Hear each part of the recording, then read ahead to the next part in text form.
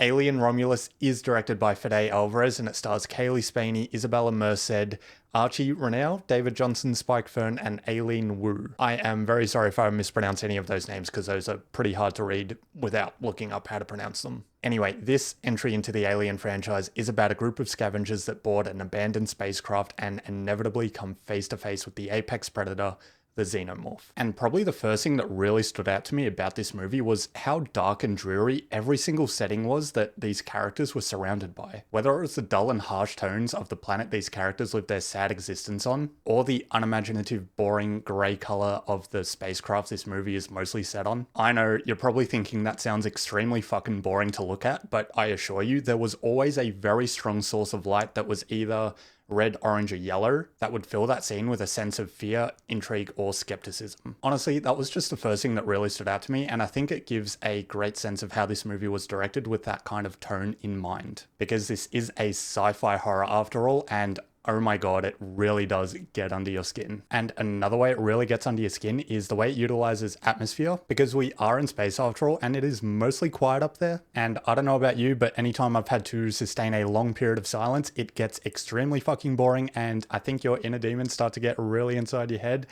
And all you want to do is fucking shout at that moment and release a little bit of that anxiety that is boiling up inside you. All right, I think I've talked enough about tone and atmosphere, so let's get onto the characters. Yeah, most of them are absolute dumb fucks. Seriously, I'm watching this movie and every single decision these guys are making is the worst one. Now, that's not a flaw against the movie. I'm just saying a lot of these characters are written to be highly emotional and sensitive. It just gets to the point where it's like, don't go down that corridor. What the fuck are you doing? But that does bring me to my favorite character in the movie, who is Andy, played by David Johnson. Now, without getting into spoilers, what I'll say about Andy is that he is highly influenced but also extremely rational with every decision that he makes. Yeah, big shock, my favorite character is the smart one, whatever. I think what probably makes David Johnson's performance stand out so much to me is probably how poised and professional he is while also delivering every single line with extreme precision. So yeah, while everyone else is screaming and running around like a bunch of headless crooks, he's the only one that is staying cool, calm, and collected and thinking about a way out. Now, talking about those other characters, I will say the movie does a really good job of giving you a proper purpose for why each and every single one of them are on this mission. You're not kind of looking around going, what the fuck are you doing here? You're actually very invested in each and every single one of their stories. And then when the shit starts to hit the fan and they're all shaking in their boots, it does a really great job of putting you in those characters' shoes and making you feel as scared as they are. It's a bit like, oh, you're under a lot of stress right now and that's causing your heart rate to go up and your body temperature to rise? Yeah. And you don't want to die? Yeah, ideally not. Okay, well, I know you are, but don't be scared right now.